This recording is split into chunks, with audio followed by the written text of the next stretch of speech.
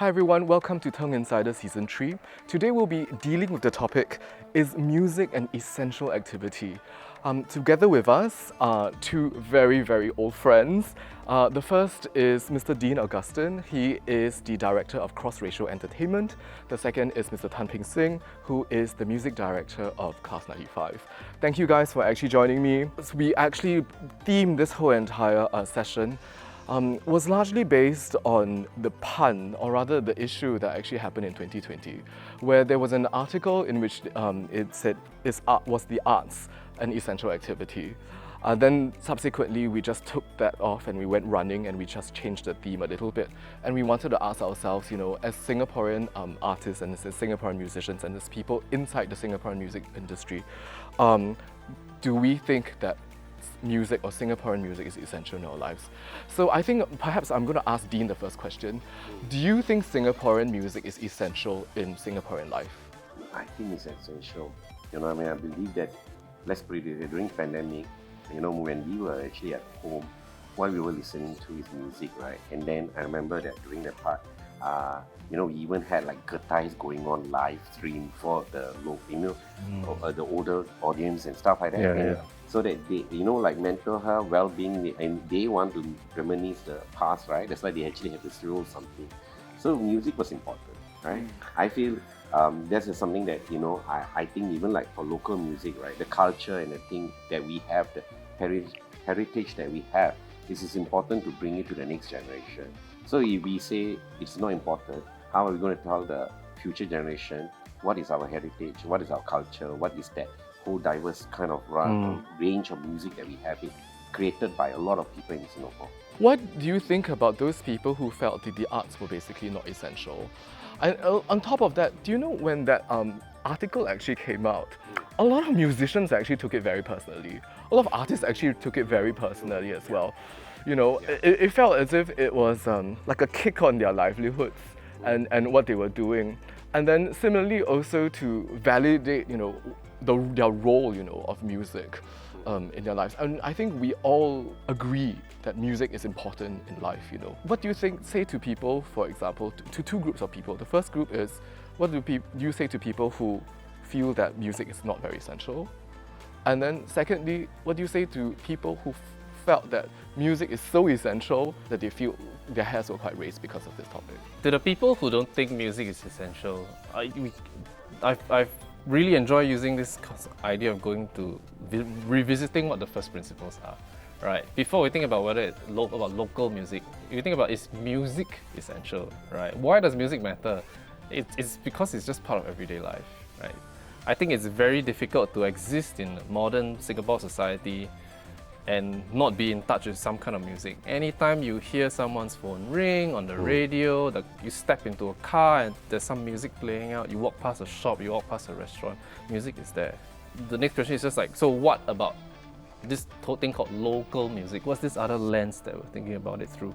And I think it really just means that music made by Singaporeans, I think doesn't necessarily have to be something that's original or bound by some kind of genre, but it's just music that's made by you and I, and it's a form of participation, and I think it builds things like identity. Earlier, Dean mentioned something to do with like it's part of our heritage, so it's an expression of who we are. It's where we as Singaporeans actually assert ourselves, our Singaporeanism. Yeah. And one of the ways we actually do so is via music as well. Yeah. I think a lot of people come to mind, they just think about food. It's almost like the natural kind of thing. But I think not enough people actually realize that we assert our identity as Singaporeans by being musicians, playing local music, listening to local music, and performing local music as well. Yeah, I think like when they say local music, I think a lot of people forgot that actually we have many types of local music in Singapore. It's other than, let's say, your typical pop or indie. We still have, classical, we have jazz, and we have even like, I would say, all these are like, music that identify our culture, in our own way. And I think that's why when, you were saying about the two-spec, the non-essential part, maybe they felt that this is not important for them because at that moment, this is the first time that it happened to the whole world. Everyone was like, everything like a shut pandemic. down. Pandemic, and this was like a culture shock to themselves, and they wondered like, okay, you know, what they just want to think about survival at that moment, right? Of course, when you went to the essential who they feel, because these are the people who had livelihood suddenly stop and they felt like, you know, oh, why are we people not respecting? Because they actually sacrifice, you know. What the normal Singapore will we do is actually get a steady job, right? This is also a job to them. I think they were worried that, you know, like if people really think they are non-essential, then they will have a livelihood when the pandemic is over. Yeah. You know what I mean? I think that's why people took it to, you know, like, you know, When they feel their livelihoods were threatened. Yeah. It's like you kick someone when they're down. Yeah, you know what I mean? Because at the end, they were actually earning money, you know, during this period, right? Then suddenly everybody stopped, including themselves, right? So I think that's why they felt, you know, why do you say we are non-essential? You know what I mean? I think that's why it affected them, because I think that time we should think of everybody, including, you know, the musicians who actually suddenly have to stop their trade in order to be, you know, because of the pandemic. Yeah. So I think on the same track now, I'm going to move this conversation a little bit more to trends in local music. We all bore witness to this whole entire digitization and digital trend, and we have actually seen how streaming platforms has actually changed, you know, distribution, tastes, even the way we look for new music as well. In that sense, do you think that Singaporeans' listening habits have evolved or changed over the years? I think let's look at the positive side of having this, you know, the streaming platform. I guess, you know, it become very democratic for music. Anybody can, let's say now I'm listening to jazz, I can get jazz music there, classical, you can get that. Anything you want, you can get that, right? But the only sad thing I feel, right, what I notice personally is like when I communicate with the young people right now, because of the way the system is actually created, where, you know, let's say I listen to this particular type of music and now it will show you that music, right? So the whole bandwidth of understanding the whole music genre, it becomes like, you know, like Very narrow. Very narrow. Because the algorithm actually sort of moves this for you. So let's say, for example, I'm a pop guy. I may be only listening pop all the way, and then I may not be open my mind for classical music, or let's say, or even let's say rock, metal, and stuff like that. And that's one thing that's a bit scary, because let's say when you compare, when you look back, when we don't have that, you know, we used to have like CDs where, you know, not only CD shops where you can go in, where you can really see them, like, you know, classical music, jazz music. Sometimes maybe you are not actually familiar to it, but you are able to listen to it because, you know, it's there, right? But now you can't see it unless you decided to, okay, I may want to listen to this particular music, then it will come to you, right? The evolution is there, scary. Like, you know, in 2015, the way I see the last time, where the digital and the thing all crossing over, right? And local music was big, right? A lot of people was into local music. But then now I see a lot of them now, right? Where, you know, especially the young ones now, you ask them, do you listen to local music? They don't. They've all been influenced by whatever is coming out from overseas, right? So that's why I think that's the scary part for me, is like, if this happen, right, where is the support going to be, you know? Because it's not their fault. It's because the way the streaming platform is there. Unless they decided, I want to look for local music, right? Then only it will appear for them.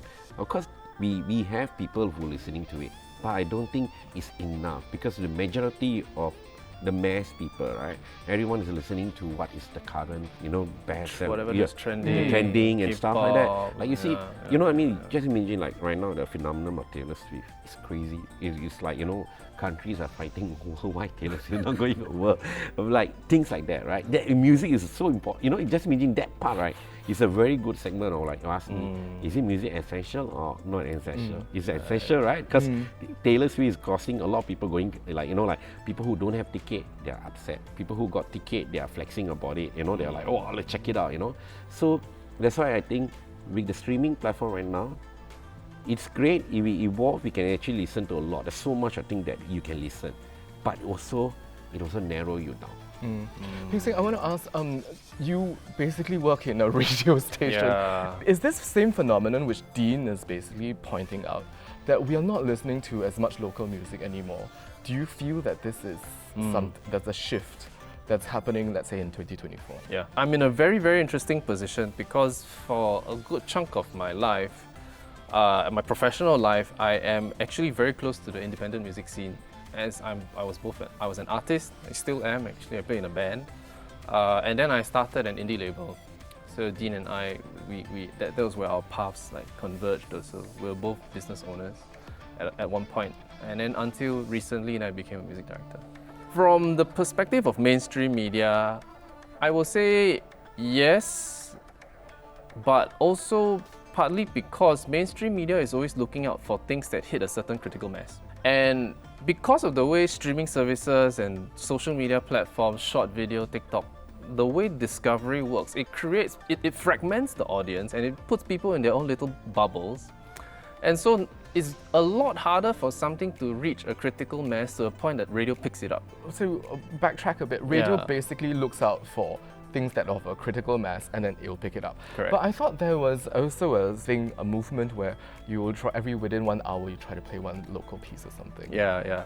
So this one came out in Parliament a couple of times. So the NCMPs were pushing for it. Official response is that there is a recommendation. It is not a rule. It's not mandatory. It's not mandatory. It's Yeah. a recommendation. Yeah. Recommend that 1 in 10 songs, Yeah. or about 1 song every hour, Yeah. more or less. Sorry, adding on that, Yeah. especially, this is another thing, when you talk about streaming, right? So we have the mainstream radio, right? Which is recommended whether they want to play. But I like to share, like, one good example of how the streaming really work outside of Singapore, especially in, like, the countries that is a very high population, like Philippines, Indonesia, Thailand, right? You know what's the interesting after pandemic? The rise of local music. It's amazing the amount of numbers of people listening to local And people music. actually look inwards Yeah, in yeah. these countries Yes, as well. and then not only that, because of the growth of this local music, now we can see that they are able to travel out to even like Singapore to perform, or even to other parts of Southeast Asia. But strangely, for Singapore, it's get harder for the local artists to do that because we are not getting enough kind of audience listening to them, right? But in those countries, right, it is amazing that the numbers of growth in local music, and that's one thing I ask myself: why is it that way? Like that's why I say yes. It was not mandatory, like Peng Sing was saying. It was just a recommendation. But when you look back, because you look at my span of history, because I been doing this for 30 years on local music, right? Radio used to play local music often, and there was a demand. People were educated. People were supporting local music. And if you look at these countries, right, local music, at least 30 to 40% of the music was local music. And that's why if you look at that whole streaming thing, it is happening that way, right? But now when we actually do only mainstream, we are looking at tracking and say that, okay, you have to hit in the chart, right? Then, of course, what you do end up listening to is the international or more the K-pop or things like that. Nobody's going to listen to. And the algorithm doesn't help either because it keeps pulling you to anything that... Yeah, the way the algorithms works is basically every time someone interacts with a song in the platform, you say use Spotify for example, every time someone listens to a song, they like it, they save it, they playlist it, right? It gives off positive signals to the algorithm. And then the algorithm doesn't know what the music actually is because the computer doesn't listen to music the way we listen to it. But what the computer does, it tracks all these positive signals and it aggregates, and then roughly it will tell like, okay, this particular song appeals to a people that fit a particular bunch of audience attributes. And when what happens, the algorithm will just recommend. Right? It's mathematics, it's pure math. So when things depend on statistical probabilities and large numbers, what happens is you have the tyranny of large numbers law. If Singapore audience so small, we only have 4.5 million odd people, right? Yeah. And let's say, for example, they're listening to the same artist, which is mostly what, like the mainstream artists, right? Of course, it will just keep on showing you that. It will not show you, it will be harder for a local artist to actually able to appear in that, right? I can share something very interesting, like I have an artist, Saza. So she recently did a collab with this overseas artist called Crash Adam. Very good. Yeah, so this was very interesting. You know what? She is a Singaporean, right? She did that song, and it suddenly started to pick up. It went viral. So the Indonesians started saying the girl belonged to Indonesia. Then the Malaysian came into the picture and said, no, that girl belonged to Malaysia. Was she very... Yeah, just because she's with a headscarf. Yeah, they got a headscarf, so everyone was fighting over that. And finally, some of the Singaporeans said, no, this is actually a Singapore artist, But what's the thing that make everybody get excited? Her singing and able to do the words right. It did touch us, and it just went open up like wider. It shows that actually there was a platform, there was opportunity for a local artist, right? We were able to do well, right?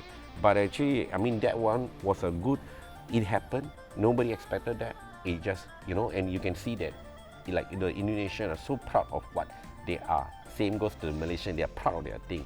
It's only our Singapore is we only catch on the last, when something become big elsewhere, right? Then we say this belong to us. And I'm beginning to recognize two things that you were saying, Dean. It's like it needs to something needs to be exported first, hit big time, and then you kind of lay claim to it. Yeah. And then the second thing is that I also heard early from your conversation is that Singaporeans are not exposed to a wide range of music, and we speak as if we should be in that sense. So I think maybe I'm going to skew this conversation. What can we do in Singapore to actually help support our local music scene? So let's cast aside the idea of essentiality or non-essentiality. I think we need to actually find ways to actually support the local music scene. What can we do coming from a music director and coming from a label in that sense? I would rather not wear the hat of a music director because in that kind of situation, I won't be able to represent the interests of the entire corporation.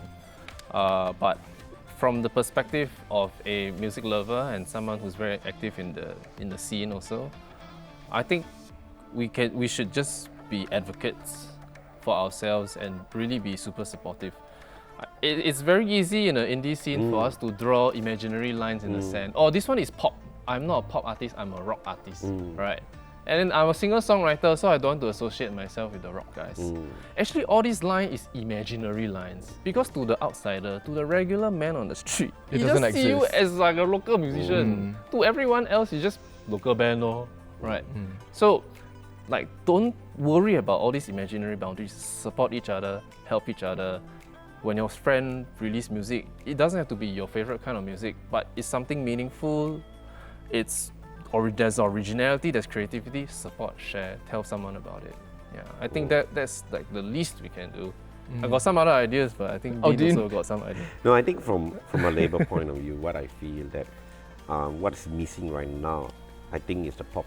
I'll call it a culture, pop culture, because we used to have that where where the young people were really into music and all the different type of music. Even like during the weekends, right? People will be convening into Orchard Road with the type of music they listen to, and then it will spread, and people were aware. Even though that time we did not have internet Or social media.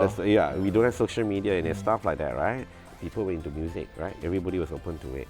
But now I feel that maybe it's like like you said, it's the education. Like yes, there is causes out there, but I think a lot of time I feel right, it's like people don't have, like let's say we want to look at the history, right? There's something to talk about in a lot like war and everything, but is there enough topic to talk about music in Singapore? It's not only music about pop. There's a lot of history that we have. This is a culture that we actually created here, but it's not being passed on to the new generation so that they can be proud of and say that, look, actually our local music is pretty good, and these are the things that you need to know, so that at least they are, when they know, they can be proud of, like he say, right? Remove all the boundary, listen to all the different type of music. You know what I mean? Like, for example, right now, even like we, as a label for us, we have released like R&B music from a local. The funny thing, we get more streams from overseas than our own local. Yep. You know, That is my experience as we well. have electronic music, we have all the different genre, right? That we've been releasing and pushing, and I'm proud to say, like, wow, you know, I'm so, you know, I have, you know, when I listen to the current local music that's put up, right, the standard is pretty, you know, high, you know, compared to when we don't have those kind of tools before. And I see that the young people are able to make this kind of music at this time, right? It's amazing, you know what I mean?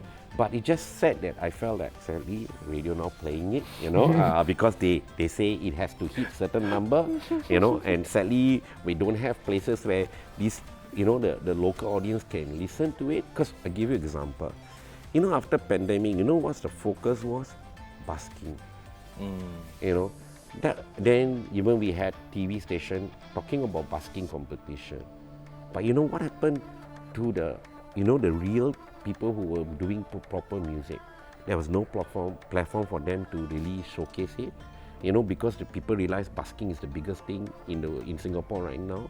Even I mean that's, you know, that's why I feel that, you know, yes, we have, like, you know, a certain area we're all picking up, but we know that's not the busking is not our culture, you know.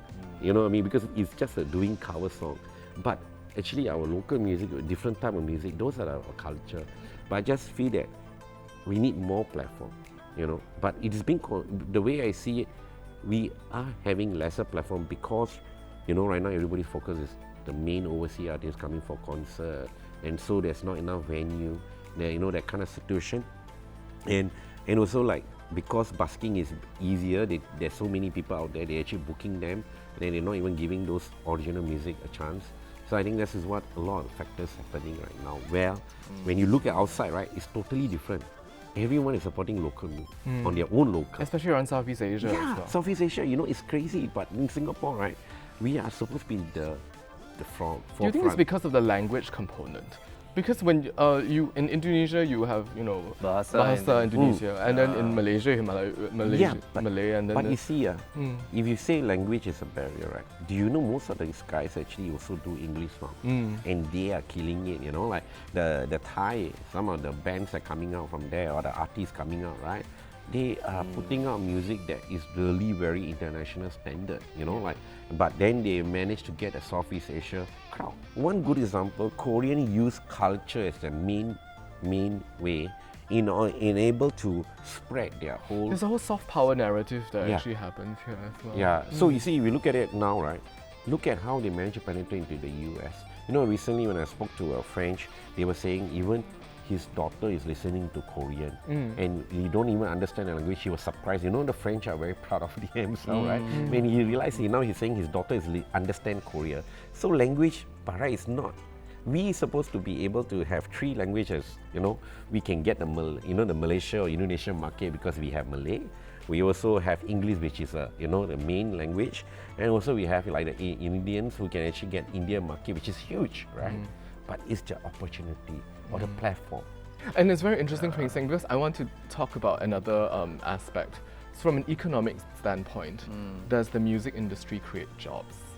Does the creative economy, for example, sort of grow that type of, that we might need or want in Singapore? I do believe that it is an economic growth in the music, right? Like you see, one good reason, like Taylor Swift bringing himself, the amount of tourists coming in, you know, the whole economic of benefit we're getting, the music alone.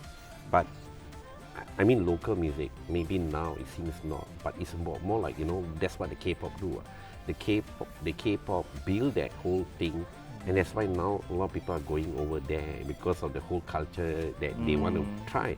Same goes to like in Japan, you know, where the anime music and stuff like that, they build something, right? I want to add, but this for Korea, it's a very concerted effort as well. Yeah. Because there is a whole government department of K-pop that actually sort of pushes this, narrative out as well. Yeah, but I mean, like you say, the platform and the thing, it's just that, like, I think we can do more. Like, for example, I tell you, you know, like when you go to Japan or even you go to Philippines, right? You know, you go to the malls or you go to the street there, right? They are playing local music, you know.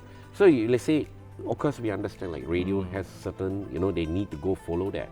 But if you just mention, right, I do listen. You know, when I went to like Shibuya, I'm listening to J-pop music out there. They're playing it when the crowd are moving around and shopping and stuff like that. You know, that's how people actually work. You know, that's when I discovered some of the J-pop music that was playing. And a sense of national pride yeah, as well. Yeah, national pride. Like you see here, you know, like for example, you know, we are proud of a lot of things, right? A lot of things we build, it takes time to build, but you need to put the effort to build, right? Let's say we want the local music to be taste, because we're bringing a lot of tourists here. Let them try. I mean, why don't we let the music be? Let them listen to it. Let them be the judge. You won't be surprised. They will like it. But I don't think the accessibility for them is there at the moment. You know, of course, I know if you take like SQ, you can listen to local music, but that's only one avenue. But how many of them? That you need to diversify the type of avenues. So actually, you have to open up, and I think that's something that we should do that, because we should have this local pride, playing local music. It's how, like, you know, just imagine, you know, a lot of people love, especially our, you know, the Bengawan Solo cake, you know, the pandan cake. The pandan cake. Yeah, it became an icon. A lot of my friends in Hong Kong love it. They They'll love just that. buy Yeah, it. you know, when I go to Hong Kong or I go to any part of the thing, they want me to buy pandan cake for them, and they're very thankful. They love it. But how you create that? You know, they taste it, right? They love it. That's why you make it. It's the same thing for music, right? Because I feel there is an economic there. You know what I mean? Because there, I mean, if not, right, we don't. Why do we have all the labels here also? It's still, you know, why do we have the overseas artists coming here, right? There is huge market, but, you know, we should actually think of that part that you can build also. So didn't you feel there's a lot of untapped potential in this creative economy? Yes. You know, I really think there's a lot of untapped potential. You know, I mean, I've been working, trying to, you know, really promote local music, but I just feel that, you know, it is like, I wish that, I'm hoping that, you know, in my lifetime I can see that.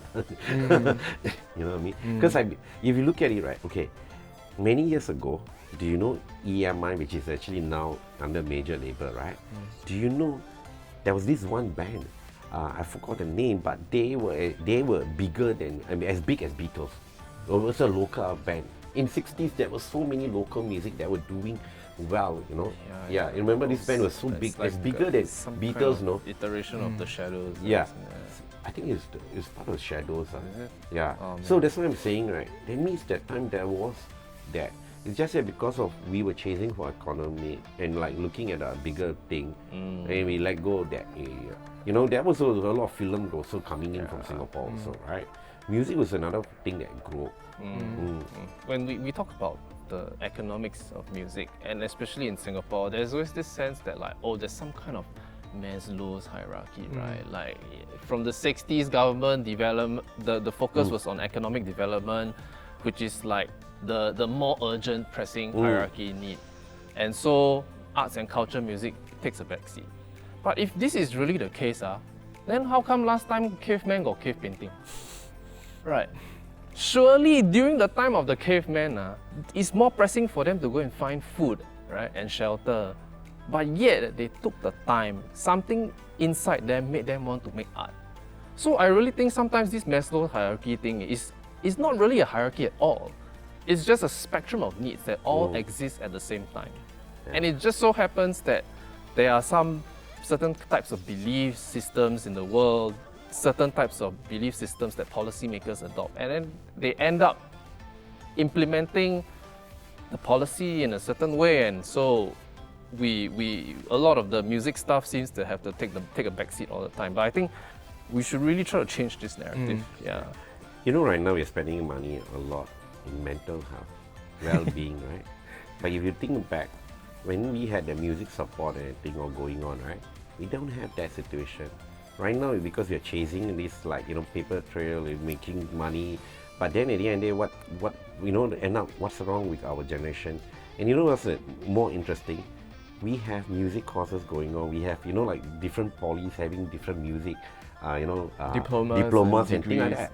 So technically, right, it was great of setting it up, right? But then when you realize that now when the kids coming up, most of them after a while realize that, hey, where is the next step? You know, is there economy? they don't see it. They cannot see a career progression. Yeah, because of that, a lot of them have, after that, all this whole dream, right, it just, but honestly, we need that.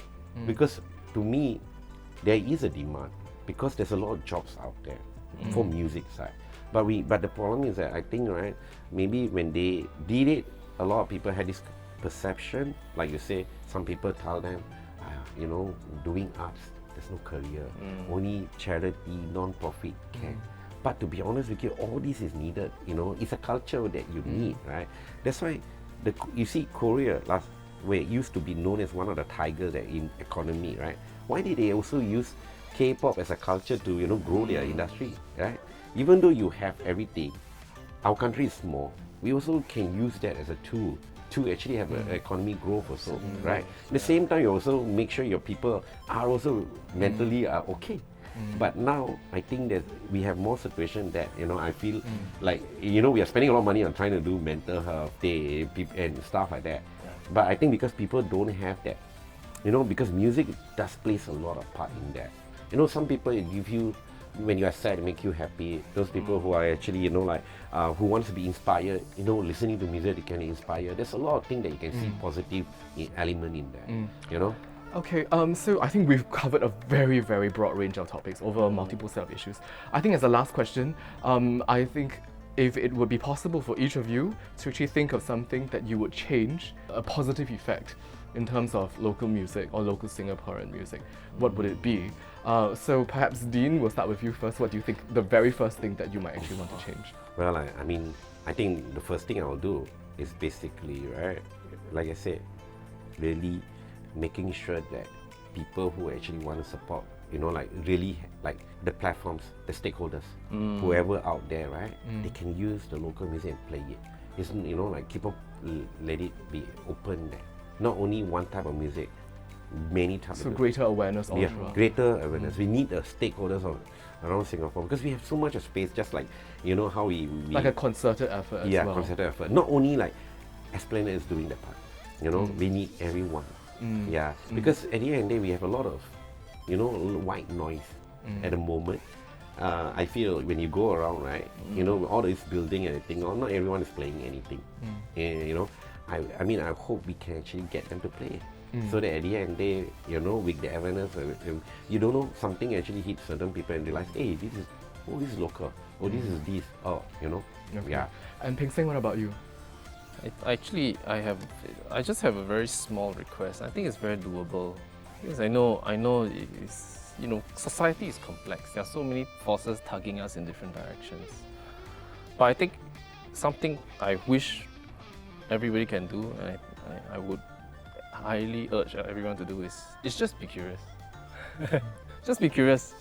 I think there's a multitude of music out there, and of which music that's made by Singaporeans. Can be original, can be different genres, can be covers, no problem, no issue.